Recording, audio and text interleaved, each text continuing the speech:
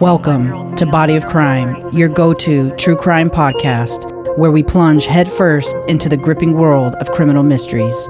Join your hosts, Jose Medina, Crystal Garcia, and Alicia Anaya, as we deliver the full stories, immersing you in the heart of each case. With spine-chilling cases, in-depth analysis, captivating interviews, and a comprehensive examination of the evidence, embark on a thrilling journey with us as we explore bone-chilling cases from around the globe. Whether you're a seasoned true crime enthusiast or a fresh face in the genre, we guarantee to keep you on the edge of your seat. So put on your detective hat, grab your notepad, and get ready to dive into the thrilling world of Body of Crime.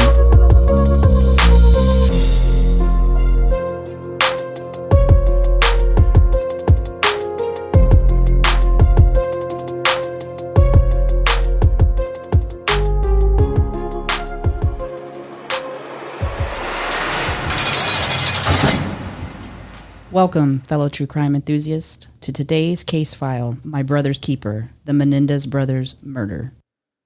It was August 20th, 1989, a warm summer evening in Beverly Hills, California, when a music executive and his wife met their untimely demise.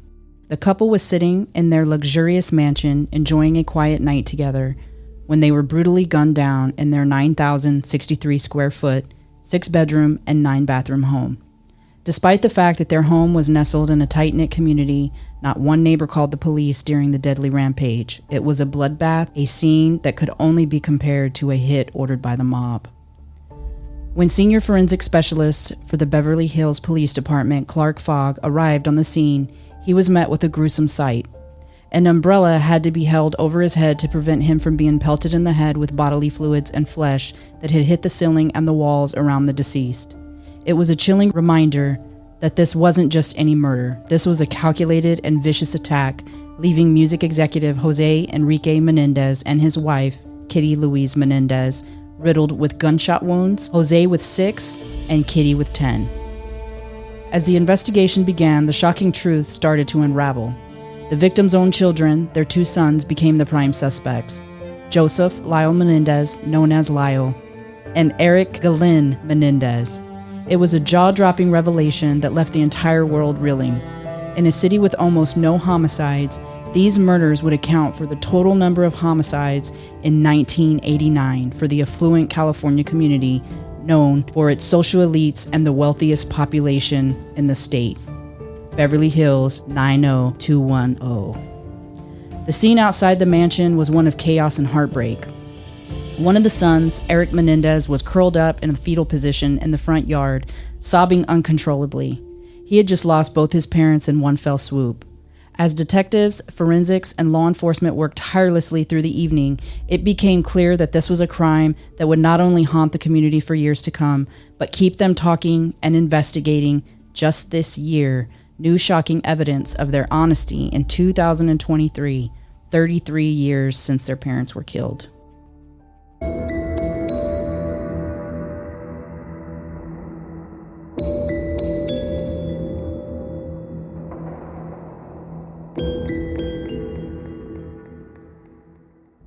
August 20th, 1989 should have been a normal Tuesday evening in the posh Beverly Hills neighborhood where Jose Menendez and his wife, Kitty Menendez, called home.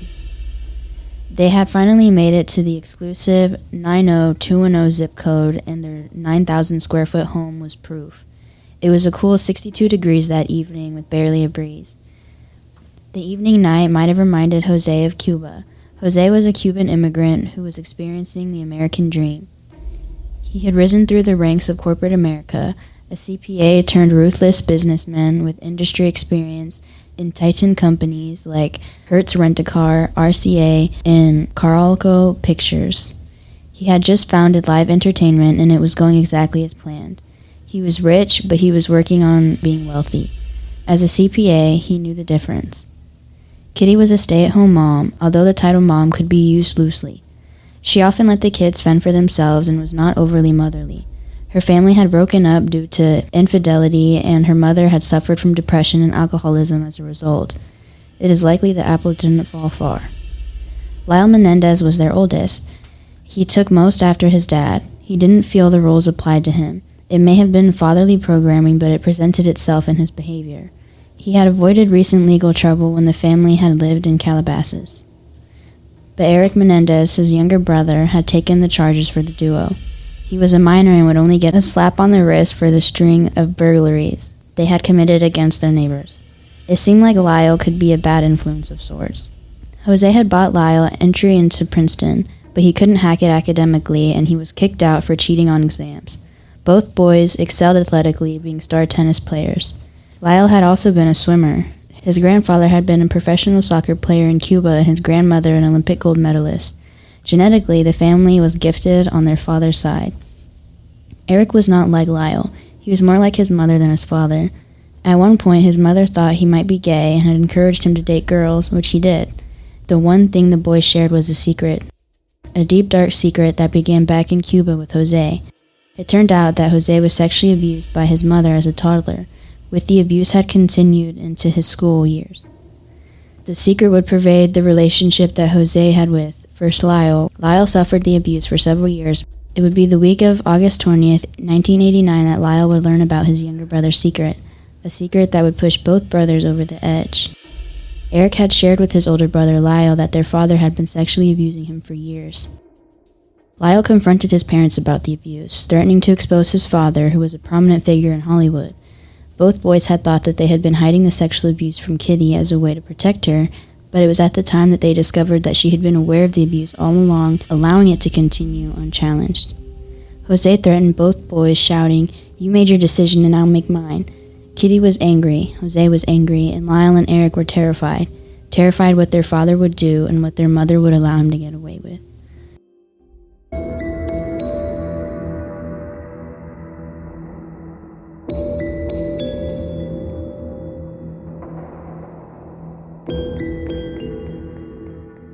I was 7 years old when all of this came out, so I was pretty young. But even at that age, I was watching Unsolved Mysteries, and I was really big into all that stuff. So I remember this very well.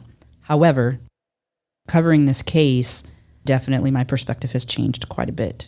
I was very careful not to just take information from what was reported by the media or what people wrote in their blogs and really listen to the case itself and to expert testimony to really put all of this together. First, I want to say, in Beverly Hills, as you heard, their homicide rate was very low back then. I'm not sure what their homicide rate is today, but they would process about 2 homicides a year. The 2 homicides that took place that year were the only 2 homicides that took place that year. So, 2. They would describe how horrible the crime scene looked. Now, we have pictures here that we're looking at, and I've actually seen some crime scenes in person. And I'll say that from the pictures, it doesn't look as gruesome as they painted it to be. Now, I wasn't there, so I don't know, when somebody says that an umbrella had to be held over their head to prevent brain matter or bodily fluids or whatever that was either on the ceiling or walls from hitting them, that sounds pretty significant again. But when I look at the pictures don't paint as gruesome of a picture as what was kind of pushed out there. Do they look bad? Yes. When you take into account the fact that they were killed by their kids, does it look bad? Absolutely. Before I kind of go into some more of the details, I'd like to hear y'all's perspective on the crime scene and how things were laid out and what you think about the scene and the murders. Well, I've heard about this case a few times and how people described it, and it definitely doesn't look as bad as how people make it to be. The mom got shot 4 times around the head, and the dad only once, and then the other times were like on his arms and his leg. It kind of looks like they wanted to kill the mom more. I will say that the ammunition that was used was not ammunition that you would typically choose to commit a murder. It was buckshot and birdshot. And so that's typically not the type of ammunition that you would choose to use to kill someone. It's actually ammunition that you would choose to use for home self-defense. So when you fire any type of a buckshot or a birdshot, it basically is the size of the pellets and they just disperse. So it's like shooting it from a funnel and then they spread out. And the further away you are from the target, the more dispersed it is when it hits you, meaning that the less damage it causes. Obviously, if you're right in front of the gun, then you're going to get the full brunt of it all at one time. But if you were going to commit a murder with a shotgun, if you knew you wanted to kill someone with a shotgun, then you would use a slug. A slug would be which something wasn't used. which wasn't used. But it could have been because of their inexperience. When they went to go buy it, they could have said they were getting it for self-defense. And so someone may have recommended that type of ammunition for that weapon for self-defense. Because what's good about buckshot in a home is that if you're not right in front of the wall, typically the buckshot won't penetrate the drywall all the way through. Even if it does, only a few pellets get through. So it's less likely that you'll shoot someone in the other room. We have a shotgun at home, and we keep buckshot in our shotgun for that same purpose, so that we don't accidentally kill someone sitting in the living room or someone sleeping in a bedroom. That's really not the choice of ammunition that you would have really chosen. If they would have used slugs, then it would have been a more horrific murder scene. Right. They wouldn't have needed the 4 shots to the face to take her out. It probably would have been a lot more devastating. A slug is just one, and it goes. A slug is like a metal core. It's like a big metal core bullet that comes out at one time. It's like one big solid. But buckshot is like a lot of little BBs. Oh, okay. Yeah. So just for your awareness, any time that a firearm's used to commit a crime, the only way for them to know for sure the distance that somebody was from their intended target is to have the actual firearm. So if you don't have the actual firearm, you can guess based on the spread of the pellets, is what they're called, the BB-shaped things that come out of the buckshot or the birdshot. The further away that you are, the more spread out the pellets are. The closer you are, the closer together the pellets are. So this also causes issues with being able to tell if something is indeed a true wound or if it's part of one wound, because they don't count each pellet really as a wound. For some of these injuries on them both, Kitty may not have been hit as many times as kind of what they're saying, but they're trying to attribute certain pellets to a certain wound and say, this is wound 1, this is wound 2. Those were a couple things that came out during the trial. The other thing is, so for anybody that knows anything about the case, you know that at one point it had come out that this could have been a mob hit. And people were saying things like they did what's called kneecapping because Jose Menendez had a gunshot wound to one of his legs. I believe it was his left leg. And it was close to the knee area. It was not kneecapping. The wound actually looked like it was fired almost a little bit towards the inside of the leg and then came out the outside of the leg, but definitely not kneecapping as they referenced it. Also, something else to kind of point out is that when people are talking about crime scenes, I think it's smart to do a little bit of research on your own to kind of know what it is that they're talking about. If you're interested and you want to believe what it is that's being said, because sometimes some of the stuff is inaccurate when they're pointing things out, like the wounds, saying that somebody was shot multiple times and, come to find out there's pellets. My youngest daughter had a babysitter whose daughter, while she was babysitting her, was at her house sitting outside on her front porch, and her neighbor was killed. There was a couple people in the house that were killed, and he fired buckshot. And when he fired the buckshot, one of the pellets hit her daughter in the chest, went into her lung, and ended up collapsing her lung. She wasn't even real close to the area where he was firing, but she just happened to be hit with one of the pellets, even though she wasn't the intended target. So just something to be aware of. But the firearms were never recovered in this case, if you guys aren't aware. So this was not something that they were able to test to see how far indeed they actually were away from Kitty and Jose.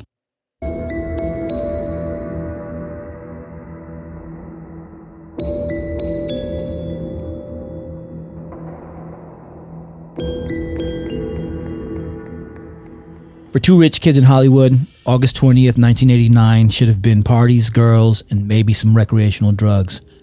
But for Lyle and Erik Menendez, their lives were at the precipice of an explosion. Erik Menendez had shared with his brother that he had been being molested by his father for years. Lyle knew it was true because he had also been molested by his father. He tried to urge his brother to leave with him, but Erik was terrified of his dad. Everyone who engaged his father, Jose Menendez, said he was an imposing and a scary figure. Lyle was like his father, and although he was terrified of him, he engaged him, confronting him about the sexual abuse in their Hollywood home. What Jose had not known is that the brothers had purchased shotguns, which sat waiting in Lyle's car. As the argument escalated and Lyle demanded that the abuse of his brother stop, Jose Menendez and Kitty retreated to the den, closing the boys out. Lyle had drawn a line in the sand. He was prepared to out his father to the world if the abuse continued. Jose had crossed that line and ordered Erik to go to his room. This was typical of the abuse pattern for Jose, who would either send his son to his room or take him there and abuse him. "Are you going to let this happen?" he shouted to his mother.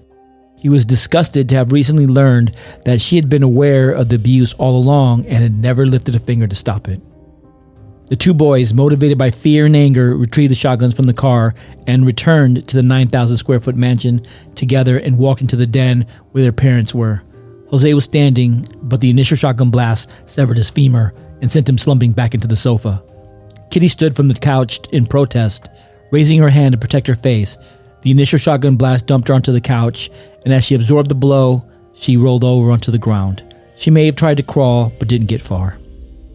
15 gunshots later, the room would be full of smoke from the gunpowder. Flesh and blood would be peppered onto the walls and the ceiling.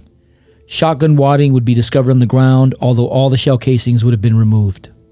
The Hollywood police detective investigating the double homicide would describe the scene as one of the most horrific crime scenes in the history of Hollywood. Beverly Hills emergency? Yes, police. What's the problem? Someone killed my parents. Pardon me? Someone killed my parents. What? Who? Are they still there? Yes. The people... No. Were they shot? Yes. They were shot? Yes. Is the person still there? What happened? We have units around. What happened? Who shot who? I don't hear anything. I just came home. You came home and found who shot? Mom and Dad. You know if they're still in the house, the people that did the shooting. Get away from me. Okay. Let me talk to Erik. It would take months before the brothers would be implicated in the crime, and years before both would be convicted of first-degree murder.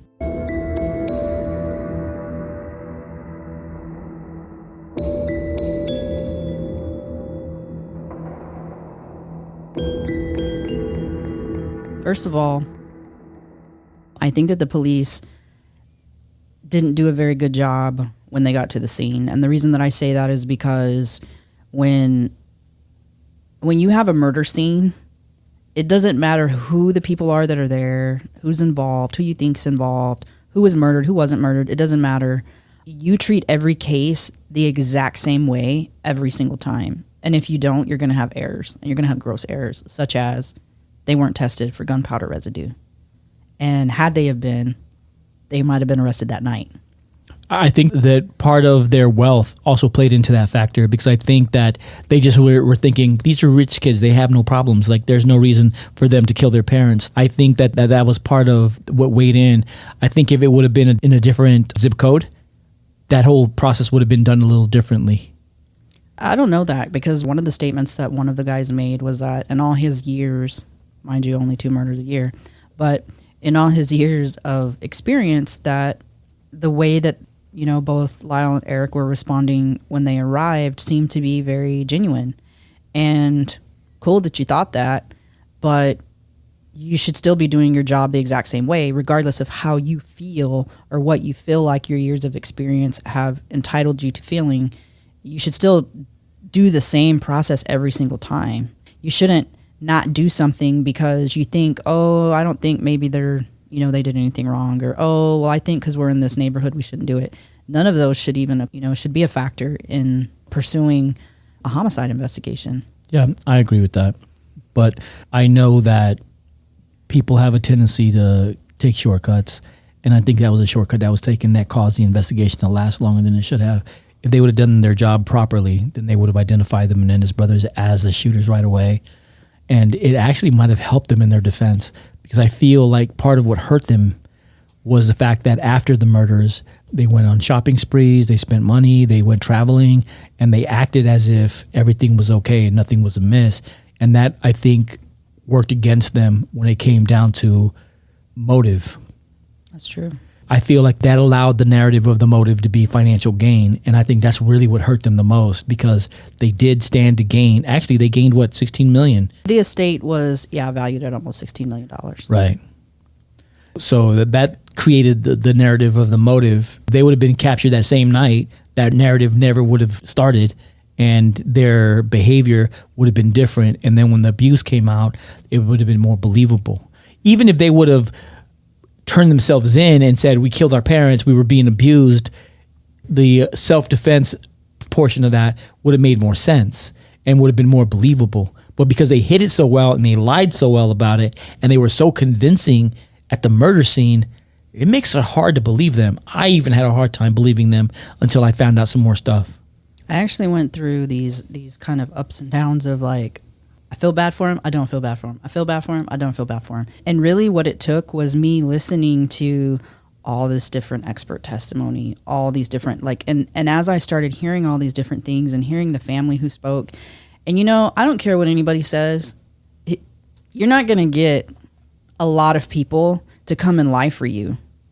I don't care who you are. Yeah. Like, that's just not going to happen. You might get one or two people to come lie for you on a stand, which isn't smart because they're kind of putting themselves out there, but you're not going to get a whole bunch of people to do it. And the fact that they had so many people who came in who testified about things that happened years ago concerning the brothers that had to do with physical abuse, sexual abuse.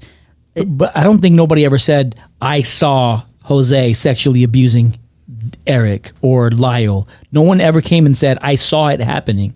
So it's all just hearsay.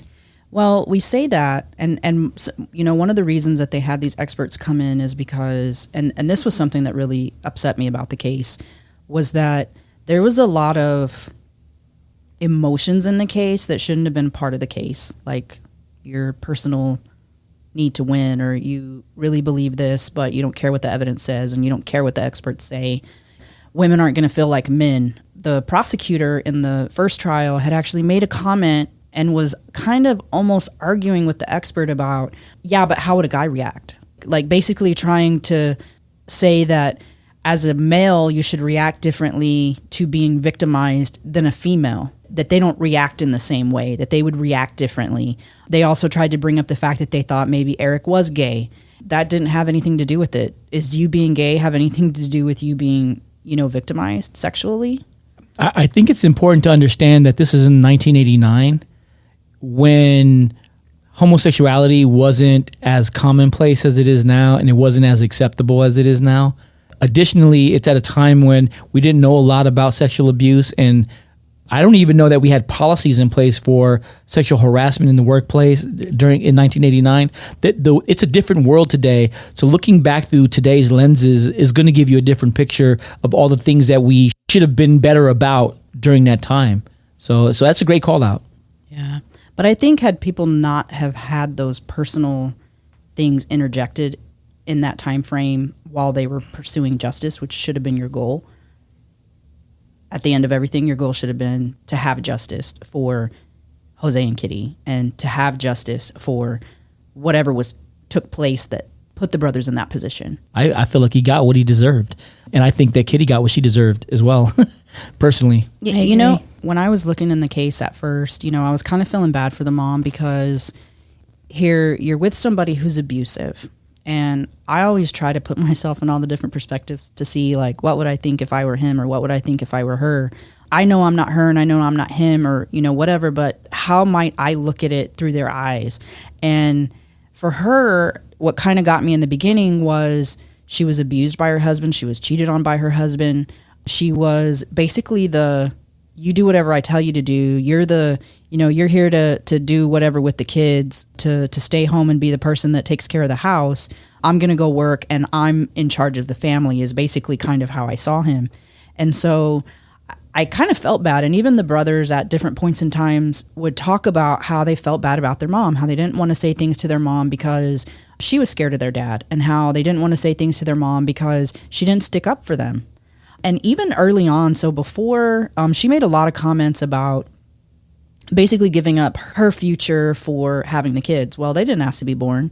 And so she had her kids, and she had a college degree, but she ended up not using that college degree. She stayed home with the kids, and then she never, to my knowledge, ever went to work, after that point, once she had the kids, even when they were grown up. She continued to just kind of move around every time Jose moved around for a new job, which he changed jobs. I won't say real frequently, but Lyle lived in 9 houses. I want to say Erik lived in 8 houses from the time they were born until, the murders took place. At no point in time when all these different things were going on did she intervene. As a child, when you're thinking your mom's the victim, and then you find out that indeed she's been not maybe the one who's sexually abusing you, because she was very verbally abusive that would impact them later psychologically, but you allowed for it to take place and you did nothing. Even the treatment with them in sports, 6 years old is pretty young to be treating your child like they're a teenager in a sport. And those are kind of borderline. I wouldn't even say, some people wouldn't even look at that as being abusive, but taking pictures of your kids nude, those are some of the things that came out in court. And those were pictures, something that the boys just didn't say, like something that could be seen. Their dad was taking pictures of them nude when they were like 7, 8 years old. I don't know a situation where I would ever do that and would ever feel comfortable with doing that, regardless of the year or regardless of the situation. Most people would think that's not normal behavior. And then when you hear things like when they went through the boys' medical records, because, they're trying to either prove or disprove the fact that they were abused. There's things that we've known and that we knew even back then, because there was years of research even at that point that indicated whether or not somebody had been abused. And their medical records indicated that there was injuries that weren't reported, they didn't know what they were, lacerations that were like, one was 1.5 inches big. There was a hematoma to the side of Lyle's face at the age of 6. When Lyle was 4, he was at a family function, and his uncle said that Jose had said something to him, and the boys were very disciplined when it came to Jose. So when Jose would say something, they would immediately do whatever it was that Jose told him. So there wasn't no like back talking, or they just continued to do what they were doing. And so Jose had told Lyle to calm down or stop what he was doing, because he was kind of jumping around and had a lot of energy. And his uncle didn't think Lyle hurt him because Lyle continued to play around. And so his dad grabbed him, and he said, I couldn't hear what he said to him, but immediately he peed his pants. He peed his pants, and then his dad grabs him to take him into the back room. And the uncle follows because he's like, something's not right. And when he gets to the room, he sees his dad with a closed fist punch him in the chest and stomach. Like the kid's a grown man. And now, no, there wasn't anybody that indicated that they saw any sexual abuse. Nobody at no point in time said that they saw sexual abuse, but there was some incidents that took place, such as Lyel admitted on the stand that at 8, he molested Erik. He was 8, Erik was 6. That's a behavior of somebody who's been sexually abused. At 8 as well, Lyel was diagnosed with speech articulation disorder. He also was having issues with his performance in school. He was diagnosed with teeth grinding a couple years later. He had stomach pains and headaches, same with Erik. So there's different things that they saw throughout the years in their medical records that definitely lined up with their story. I think what some people had a hard time with was believing the solid evidence. And so that's really sad. And then at, I want to say around 14, 15, somewhere around that age, Lyel and Erik, 14 and 12. So Lyel was 14 and Erik was 12. They had a cousin who came to the house. This was the same cousin who they had told about the abuse some years back that Lyel had confided in. So there was stuff that was said prior to this that there was an issue, that there was sexual abuse happening. So it wasn't like sexual abuse came out as soon as the case happened. There was stuff that came out before the case was ever a thing. But when they were 14 and 12, they were playing around with their cousin and kind of wrestling around, and they tied her up and they ripped her shirt off. And of course she screamed, because that's not normal behavior. And they immediately stopped, left her alone. But that's also a behavior of somebody who's been sexually abused. And even back then we knew that. So when you have all these experts that come in and talk about these different things, it's really sad that, and that's why the 2 juries in the first trial, why they had 2 hung juries. And guess what? In the second trial, they didn't allow any of that information in until the sentencing phase, which is why they didn't get death. Really sad to me, and there was things leading up just throughout the years. It was just, I would say on the mom's part, I never really heard anything. She did a little bit of pushing and a little bit of, like, she didn't do anything major. There was no major physical abuse or sexual abuse that the boys alluded to or that the family alluded to. The one thing that they did say was that she wasn't a loving parent, that she definitely had some psychological impact on them because she said a lot of very negative things to them, talked to them like they were somebody that she didn't know off the street. Lyel was very advanced when he was born. He was actually standing at 5 months and walking at 7 months. And he was riding a bike like 2 years old without training wheels, 3 years old without training wheels. And so he would ride back and forth on his bike without his mom's knowledge or anybody else's knowledge back and forth between the houses. And when his aunt said something, she's like, kids learn more when you leave them alone. Like, they're going to learn to defend themselves. So, like, she just was kind of aloof with how the kids were doing. And there's so much more. There were so many more things as far as the abuse a lot of what you're talking about is just bad parenting to me. Besides the actual punching, like, you shouldn't punch a kid. Obviously, that's definitely abuse. But I'm saying if your defense is going to be, I was sexually abused, and no one comes into the court and goes, I saw it, then that's really hard to, if somebody would have came in and said, hey, I saw him being sexually abused, it's obvious. But when you come in and say, I saw this sign, and I saw this other sign, and I saw this, and this could have been a sign. That's like hindsight 2020. Everything can be a sign when you're looking backwards. You know what I'm saying? When you're looking back, oh, this could have been a sign, and this could. But I feel like if they would have had a defense where somebody would have came in and said, I saw this. But Jose Menendez was very careful in not being exposed in that kind of way. So that's true. The kids weren't allowed to leave their property. Yeah. They weren't allowed to have friends. Lyle talks about, even in sports, how his dad would say that his philosophy was that he couldn't have friends because then he wouldn't be as competitive. So everybody was kind of looked at as not an ally on your team. So, you know what I think stands out? So I was watching a documentary on the Menendez brothers, and one of the things that I saw was the mom had been recording their phone calls. I was always thinking, why would she want to record the phone calls? That doesn't make any sense. Like, why would you want to record your kids' phone calls? And I started thinking about it. And their phone calls with who? Just any phone calls made from the house, because it was a house phone. It was a landline, but they were recording it. They had a device that would record all the calls. And so I didn't realize why you would want that until just now when you were making your comment, because if she was afraid that they would tell someone something, that might be why they were recording. In talking about, obviously, their defense, I also want to talk about the other piece of it, and that's some of the different things that kind of came out throughout the case as well that would have been against the Menendez brothers. At one point, somebody said that they knew there was evidence, which has never surfaced, that Erik was doing some gay stuff in prison. There was an acting coach that showed up at the prison that was helping them get their testimonies ready so that they could be emotional. The prosecutor in the case, in the first trial, the female prosecutor, she had made a comment that they were high-fiving each other. One of the guys from the prison told her that they were high-fiving each other every day after trial, saying like, hey, we did a good job. But even some of those things, I think about that. Obviously, they were trying to say that Erik was gay, but I think about like even the high-fiving, and I don't even know if that occurred or not. Maybe it did, maybe it didn't. But mentally, they weren't adults. I hate to say that, but they really weren't. Mentally, they were not adults. They had been abused for years. It honestly is obvious in all the evidence. And of course, fast forward, some stuff has come out now that really kind of brought all this to a head. So overall for the case, the victims would be their parents, Jose and Kitty Menendez, and the only two offenders would be Lyle and Erik Menendez. For the evidence, they did have one taped confession from them, and the motive is believed to be financial gain, although this hasn't ever been proven.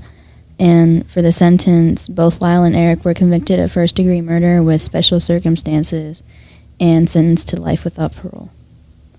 I know we kind of vaguely went over the motive. They never were able to prove that there was a financial motive. Yes, they did spend a lot of money after they got some of the money. The first chunk of money that they got was their dad's life insurance. And I want to say they each got like a little over $300K after taxes.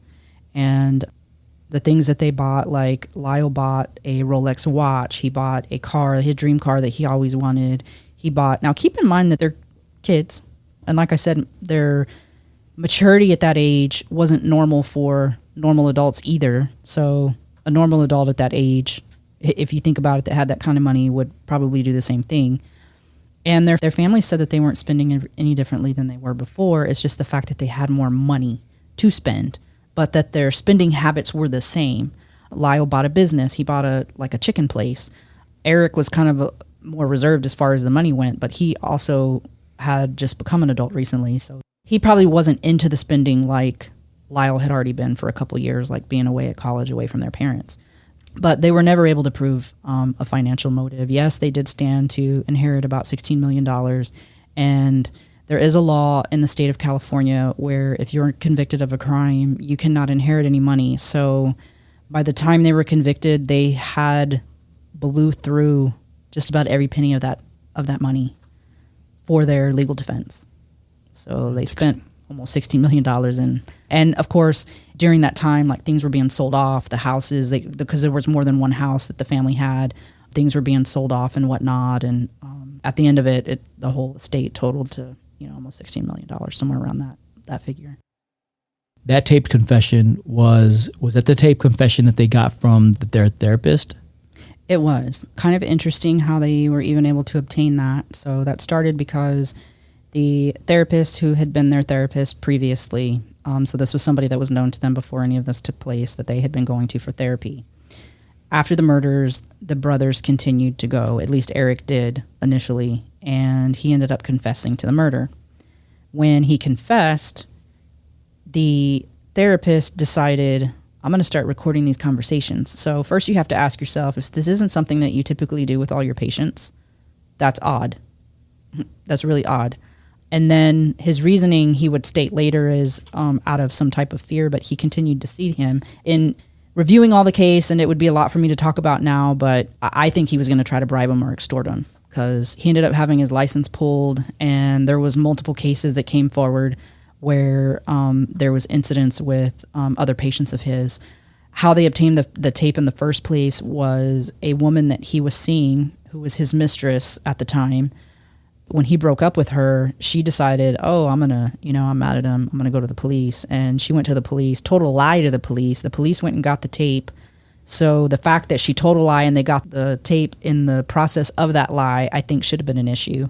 Anyways, they get the tape. They were going to try to use all the tapings, and they argued back and forth. And eventually the court upheld the fact that they could only use one. And it had to do with the fact that at one point there was a conversation about that seemed like a threat. And because it seemed like a threat, it had then voided the patient confidentiality. Yeah. So that's how that was able to be used. He also testified for the prosecution's case as well, as did his mistress, who changed her story. She said that he did some mojo on her. He's brainwashed. Yeah, she said Mojo. Mojo. she says she was brainwashed. So I wanted to talk about some of the things to come. So one of the reasons that we chose to do this case was some new things that were coming out, and I actually didn't know at the time what exactly was coming out. I had heard some things, but they had come out with a documentary called Menendez plus Menudo. So we started working on the case before the release, and when the case was released, found out, just like the rest of the world, The documentary? Yes. That Roy Rosello, who was a member of the Puerto Rican group Menudo, publicly proclaimed that he was drugged and raped in Jose Menendez's New Jersey home when he was about 14 years old. This is important because this validates their case, and because they can't be retried for the same crime. Their attorney is actually trying to have their record completely expunged, basically to have it thrown out like the case never took place, because they can't be retried. And honestly, at this point, taking them back to trial, I think they should have gotten manslaughter with all the evidence that's out there. I think they should have gotten manslaughter. They should have never gotten a conviction of first-degree murder. But with this evidence coming out, it solidifies the fact that they shouldn't have gotten first-degree murder. And because they can't be retried, it would be silly for the state of California to want to spend the kind of money to go back into a trial. So I think they're going to get released, truthfully. What's the difference between first-degree murder and manslaughter? So first-degree murder means that you had an intent to kill somebody. You made a plan. So you made a plan. There was intent there. You didn't just we didn't get in a fight and then you killed me in the course of our fight. Like you actually planned it. That's first-degree murder. Manslaughter is you get drunk and you hit somebody's car and kill them. Oh, okay. So, and manslaughter is a conviction that typically is given to people who, like a spouse who's abused who ends up killing their spouse. Kind of like self-defense. Yeah, which is what they were claiming. One of the reasons that they had a hard time is because of the gap of time from that they had so many days that they were talking about where they went and bought the firearm so many days before. So there was an element where the prosecution was trying to say that they were planning, that they had a plan moving forward. But they were saying that they were doing these things out of fear and that they were trying to protect themselves, and everything just kind of came to a head on that day. Basically, in this case, with the Menendez brothers, there was a toxic situation, and it evolved in a toxic way, and it caused massive, massive damage to that family.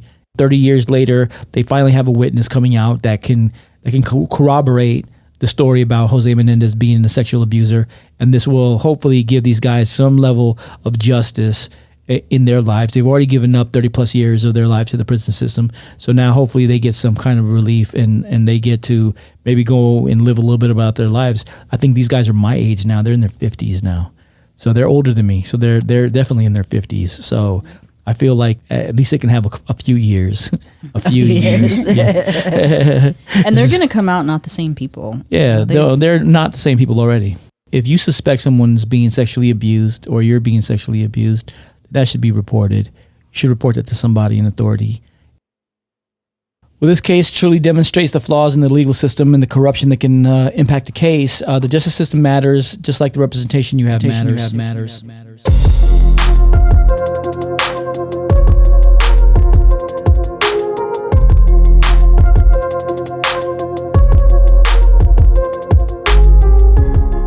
And that's a wrap on today's investigation, fellow detectives.